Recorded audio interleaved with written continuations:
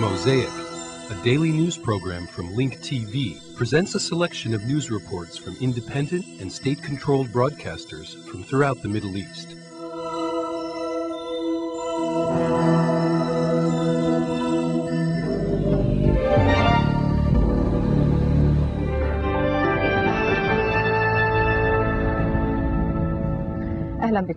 Welcome. We begin with Iraq. Arab and Iraqi newspapers published photographs of former Iraqi President Saddam Hussein at the time of his arrest. The pictures show him being handcuffed following his arrest on December 13, 2003. They also show him being accompanied by a U.S. soldier. The former president appears in the photos with a long beard and long hair. Some Iraqis commented on the pictures, saying that this should be an example for every unjust ruler. A spokesman for the Israeli Superior Court said that the court set a date for next month to discuss the legitimacy of the dividing wall, which Israel is building in the West Bank. The court session is scheduled to take place before the International Court of Justice reviews the UN General Assembly's court case on February 23rd. They will examine whether or not Israel is responsible, under the law, to remove this wall. A Romanian extreme right-wing politician who is accused of anti-Semitism is trying to appease the Jewish population in Romania and please Israel, whereas the leader of the largest political party in Romania, Corneliu Theodor, ordered a bronze statue made of the late Israeli Prime Minister Yitzhak Rabin.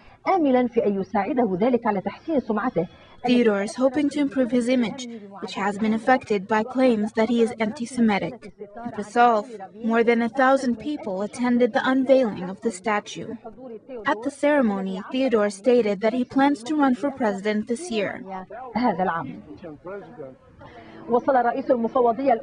European Commission head Romano Prodi arrived in Turkey today to conduct negotiations concerning Turkey's request to join the European Union, noting that Turkey's majority population are Muslims.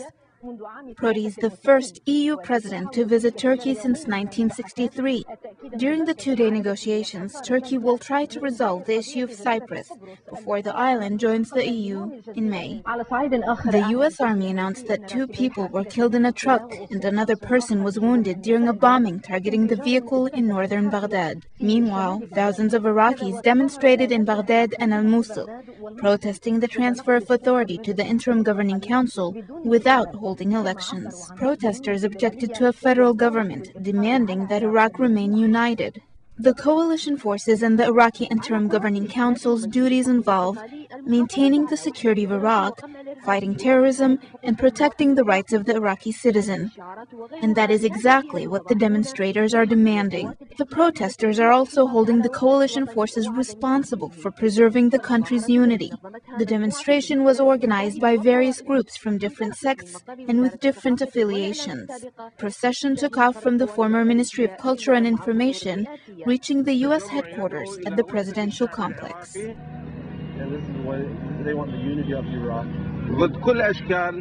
This demonstration calls for the unity of Iraq against all racial and tribal extremism in order to maintain the country's unity. The demonstrators also demanded that a public watch be established to monitor the newly created institutions, such as the city councils, which are not developing or improving services to the people. Rather, the situation is deteriorating. Holding elections is the only solution that will please all sides. The creation of the governing council was a positive step, but they made mistakes. Now it's time to move forward with a better solution, and that is elections. Other demonstrations were organized in various Iraqi cities. People with different political affiliations and from different religious backgrounds marched in these rallies. They are all calling for one thing, and that is preserving the national unity, and not to use religion or tribalism to harm the country's harmony. The protesters added that the religious and political diversity in Iraq are aspects of strength, not weakness. These demonstrations were to oppose all plans that would harm Iraq's unity and to call for a politically independent country. Rafa Al-Saad, Abu Dhabi TV, Baghdad.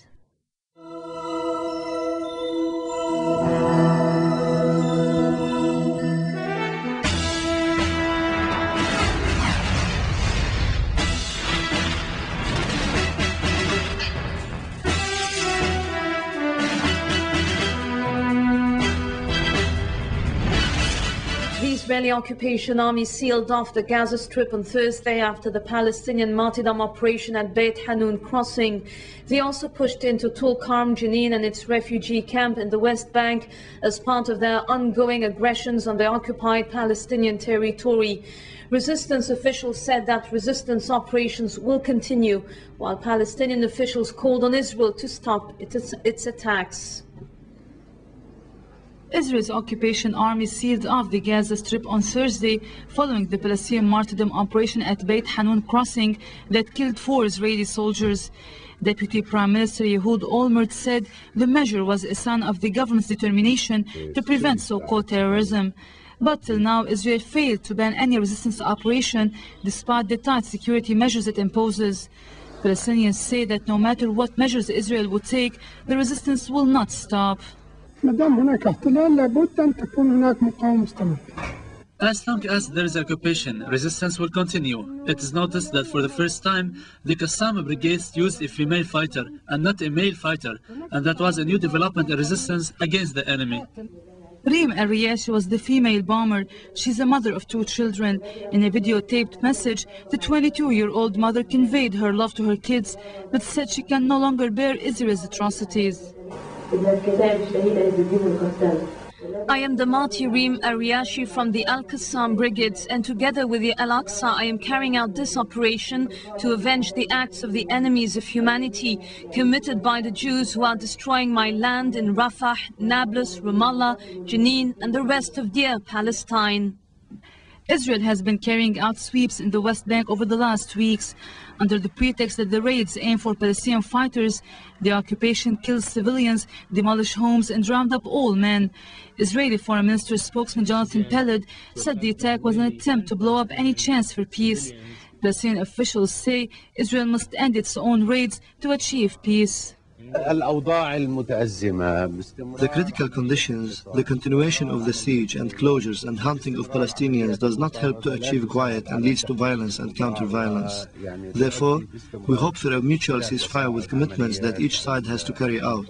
Without this, the situation will remain fragile and difficult. But Qurai's call was not echoed. Instead, the Israeli occupation army had pushed through both the town of Jenin and its nearby refugee camp in the West Bank on Thursday morning. A group of some 40 Israeli jeeps and armored vehicles clashed with Palestinians upon their invasion. In the refugee camp, another convoy of some 30 Israeli vehicles imposed a curfew and carried out house searches. Israeli forces had also blown up a house in the northern West Bank town of Tulkarm, once occupied by a Hamas activist who was killed 2 years ago. An Israeli military source said the soldiers detained a Palestinian in the same area last night, saying he was about to carry out a martyrdom operation. U.S. State Department spokesman Richard Boucher strongly condemned the martyrdom operation in Gaza, as well as the statement made by Hamas leader Sheikh Ahmed Yassin, saying it incites violence and undermines the aspirations of the Palestinian people. Boucher said David Pierce, the U.S. Consul General in occupied Jerusalem, urged Palestinian Prime Minister Ahmed Qreya to crack down on resistance groups. Canada's Foreign Affairs Minister Bill Graham urged Palestinians to take action to curb so-called terrorism. The Izz ad-Din al-Qassam Brigades and the Al-Aqsa Martyrs Brigades jointly claimed responsibility for blowing up 2 bombs at an Israeli military patrol close to the northern Gaza settlements. Both groups said that they are bound together with the rest of the factions in their resistance until the occupation of Palestine ends. Meanwhile, Israeli Prime Minister Ariel Sharon hosted a meeting of legal experts to discuss the arguments they will present to The Hague concerning the separation wall that cuts through the West Bank. According to public radio, Sharon decided that from now on the separation wall would officially be described as an anti-terrorist fence. Palestinians say the wall is not security motivated, but a unilateral bid to grab land and preempt the borders of a future Palestinian state. U.S. occupation forces killed 8 Iraqis Wednesday in 3 separate incidents to the north of Baghdad, according to U.S. military sources. And meanwhile, thousands of Iraqis marched through Basra in occupied Iraq in support of a call by Iraq's Muslim Shiite leader, Ayatollah Ali Sistani, for direct elections to be held within a month to select a sovereign Iraqi government. US officials say they are reviewing their plan to hold regional caucuses to try to make the process as open and transparent as possible. Tens of thousands of demonstrators marched through Basra on Thursday in support of a call by Iraq's most revered Muslim Shiite cleric, Ayatollah Ali Sistani, for direct elections within months to select a sovereign Iraqi government. Ayatollah Sistani has objected to U.S. plans for a transitional Iraqi assembly to be selected by regional caucuses rather than an election. The assembly will select an interim government that is due to take over sovereignty by end June. U.S. officials and most of Iraq's U.S.-appointed governing council say the country cannot hold elections until 2005. They have been trying to persuade Sistani to soften his stance. Then, Center spokesman of U.S. Administrator Paul Bremer said that Sistani is a great leader with a deep tradition that represents a large number of Iraqis. Center said the disagreements with Sistani were technical and that the fact that Ayatollah was voicing his concerns is to be expected if Iraq were to be a vibrant democracy. The UN Security Council said Wednesday it will meet next week with Iraqi leaders and Secretary General Kofi Annan during a flurry of diplomacy aimed at mapping out Iraq's future. With the United States pressing for a UN return to Iraq that could bolster its plans for a transition to Iraqi self-rule on June 30, the Council will meet Annan and members of the Iraqi Governing Council on Monday. U.S. Marines joined the flow of forces headed to Iraq Wednesday with the departure of a U.S. Navy helicopter carrier loaded with equipment for a Marine air-ground task force that will relieve Army troops in a massive troop rotation. The USS Boxer steamed out of the Californian port of San Diego with 200 Marines and 900 sailors aboard. About 25,000 Marines will be deploying to Iraq this year in 2 7-month-long rotations. It will take the Boxer about 4 weeks to get to the Gulf. Meanwhile, 3 people were killed near Saddam Hussein's hometown in Iraq on Wednesday when unknown assailants fired on vehicles they were traveling in. A convoy carrying supplies to the coalition came under fire and 2 Pakistanis and a Turk were killed. A U.S. spokeswoman in Tikrit said 1 U.S. soldier, a driver of an unspecified nationality, and 1 U.S. civilian were injured. Meanwhile, U.S. troops killed 8 Iraqis and wounded another in a gunfight near Samarra on Wednesday. U.S. Brigadier General Mark Emmett, Deputy Director of Operations for the U.S. occupation in Iraq, said that U.S. troops had captured Khamis Sarhan al-Muhammad, a leading figure in Saddam's Ba'ath Party. Muhammad, with $1 million reward on his head, was captured by U.S. Special Forces and 82nd Airborne troops on Sunday near the western town of Ramadi. He was the Ba'ath chairman in the southern city of Karbala during Saddam Hussein's regime.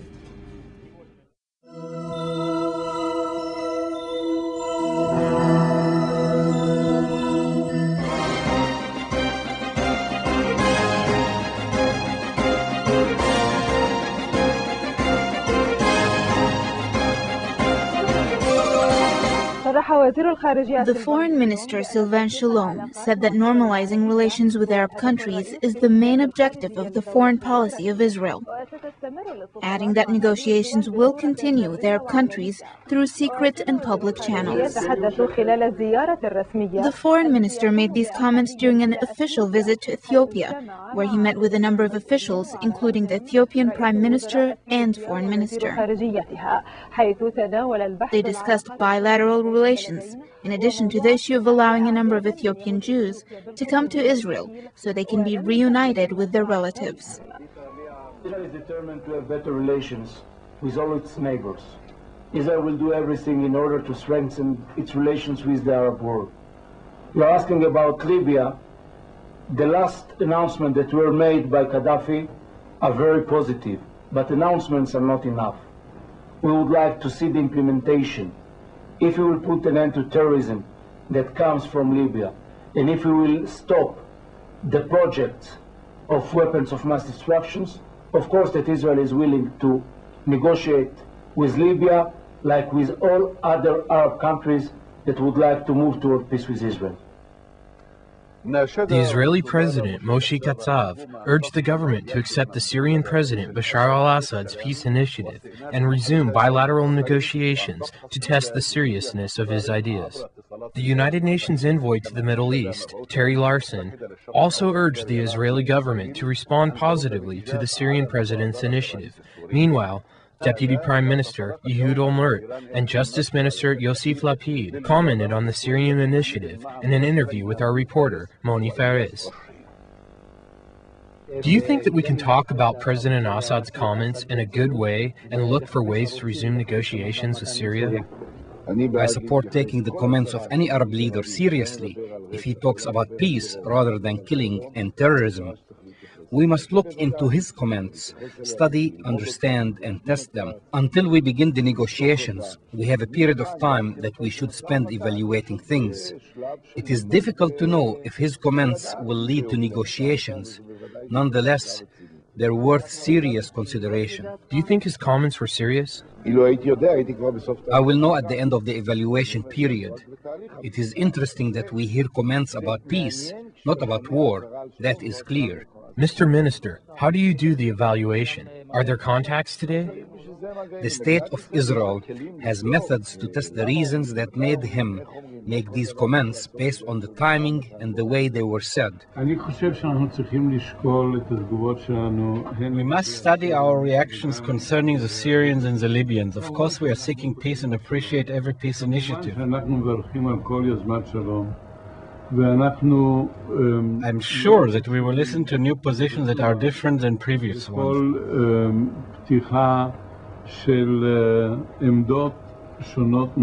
However, this is not the time to make statements about Israeli position towards the Golan Heights or peace with Libya.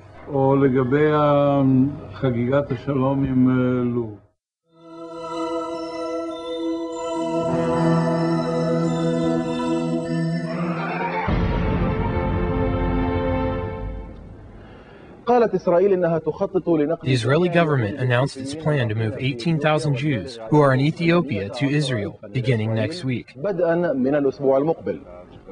During a two-day visit to Addis Ababa, the Israeli Foreign Minister Sylvain Shalom said that it is necessary for these people to live in Israel. Sylvain Shalom announced that Falasha Jews will be moved from Ethiopia to Israel. With us, we have the Palestinian Minister of Communication, Dr. Azam Al-Ahmad, from Ramallah. Mr. Minister, good evening. What is the danger in transporting 18,000 Falasha Jews who still live in Ethiopia to join the 80,000 who are now present in Israel? Truly, that step was expected for a long time. Israel has been trying to immigrate more Jews into Israel. It seems that the Israeli government has noticed that the least number of Jewish immigration took place during the last year, in addition to the reverse migration from Israel to other countries. Thus, the Israeli government is trying to compensate the number of the Jews who moved out, and they could not find any country but Ethiopia to achieve that goal. They are taking advantage of the economic hardships and the difficult living situation in Ethiopia by offering economic incentives to Ethiopian Jews, hoping they would move to Israel to compensate for the Jews who left. They also want to use the Ethiopian Jews to fill the settlements they announced that they are going to build in the Golan Heights, and to increase the number of settlers living in Palestinian areas, especially after completing the separating wall.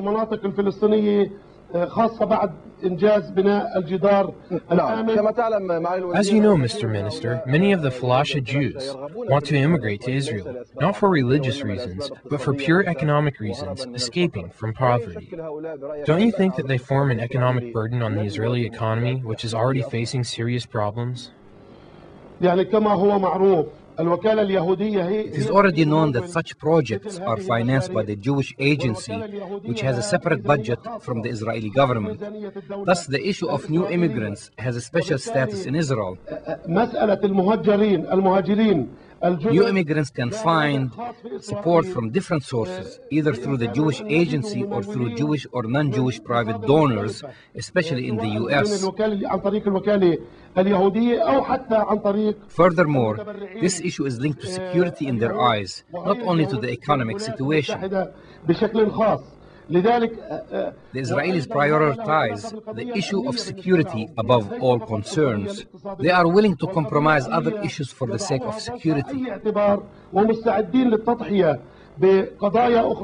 Finally, studies indicate that by the year 2020, there will be a demographic imbalance between the number of Palestinians living in Palestine areas and the number of Jews. It seems that the Israeli government is overlooking the economic burdens for the sake of addressing what they view as essential issues.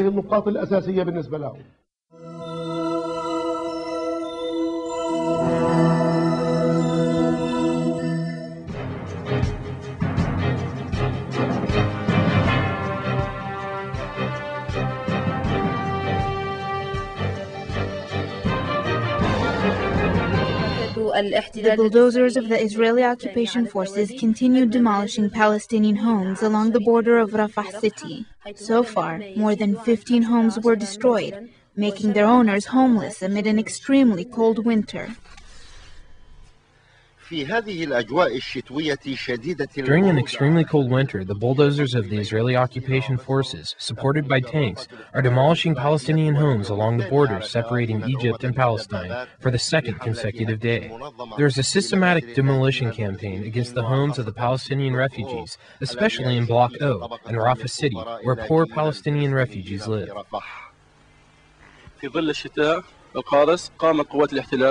In this extremely cold winter, the Israeli occupation forces, accompanied with 10 tanks and 5 bulldozers, demolished 15 homes, forcing all children, women, and elderly to become homeless.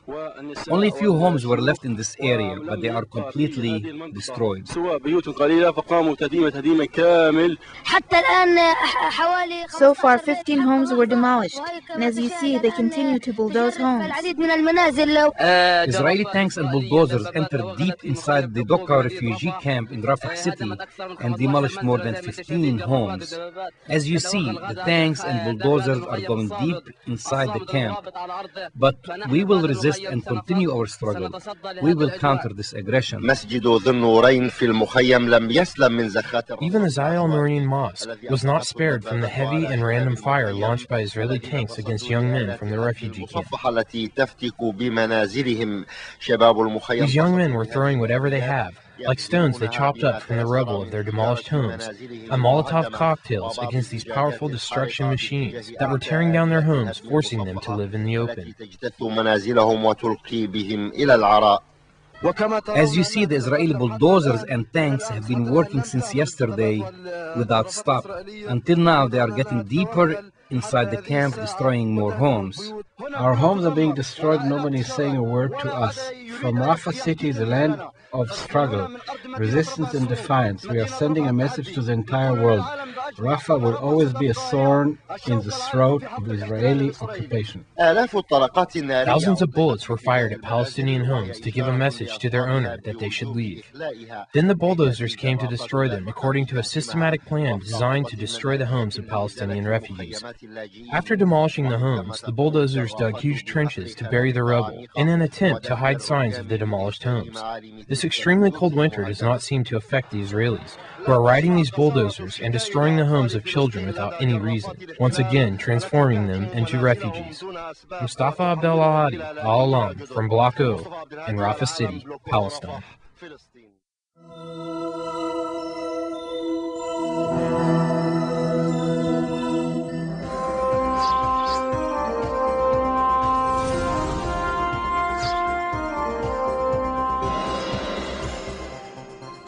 British police have arrested a Sudanese man carrying suspected ammunition at Heathrow Airport after he passed through security at Washington's D.C.'s Dulles Airport. The 45-year-old man was detained after passing through a security check en route to Dubai following his arrival on a British airline flight.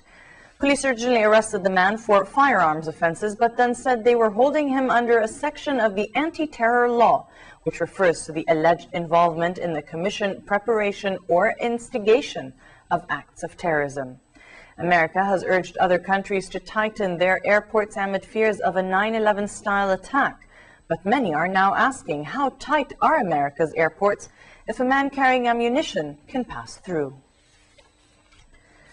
The Iranian government officials appear to have dropped a threat to resign after Supreme Leader Ayatollah Ali Khamenei moved to defuse a row over parliamentary elections. The resignation threat by ministers and 27 state governors were made in protest at the hardline Guardian Council's decision to disqualify almost half of the 8,200 candidates hoping to run in parliamentary elections on February the 20th. Most of those disqualified were reformist allies of Khatami, including more than 80 members of parliament.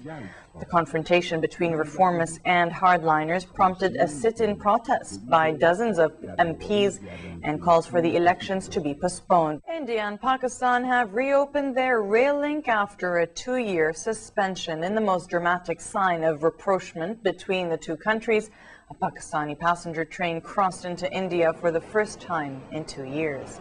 Resumption of the train service follows the recent meeting between Indian Prime Minister Atal Bihari Vajpayee and Pakistani President Pervez Musharraf, at which the two nations agreed to resume stalled peace talks next month. Security was tight given fears of attack by militants opposed to peace. Separately in Pakistan, violence continued in the city of Karachi. A car bomb exploded in front of the Anglican Cathedral in the southern port city, wounding at least 11 people. The wounded included 2 Christians as well as 6 paramilitary soldiers and policemen who had arrived to investigate a smaller blast caused by a small grenade moments earlier. European Commission President Romano Prodi is in Turkey for landmark talks on the country's drive to join the EU. EU candidate Turkey will try to reassure Prodi that it will do all it can to end the 30-year division of Cyprus before the island joins the bloc in May. Prodi, the first head of the EU executive body to visit Turkey in 40 years, started talks in Ankara with Prime Minister Tayyip Erdogan and other officials. An EU diplomat said he would not expect any dramatic announcement during Prodi's 2-day trip, but said the visit marked a recognition on the part of the Commission that this year would be the year of Turkey and Cyprus. 12 missiles were fired on an American military base in Khost, southeastern Afghanistan, 150 kilometers from the capital, Kabul. A U.S. military spokesman said there were 12 explosions late last night, but no injuries. Meanwhile, Afghanistan has freed 49 former Taliban fighters held in various prisons as a goodwill gesture towards Pakistan, whose prime minister visited the war-ravaged country earlier this week. Afghanistan's police chief told a news conference in the capital, Kabul, that it was a goodwill gesture from President Hamid Karzai. The fighters have been held in prison since it fell into U.S.-led forces in late 2001. Most of those released said they had entered Afghanistan to fight the holy war for Islam. And Afghanistan's defense ministry began moving heavy weapons out of Kabul to military bases situated away from the capital.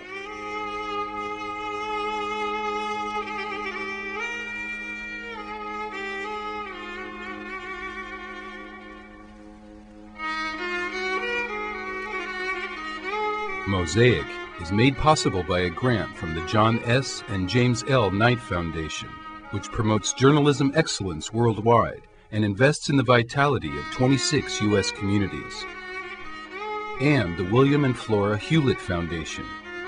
Additional support is provided by the Firedoll Foundation and Henry and Virgilia Dakin.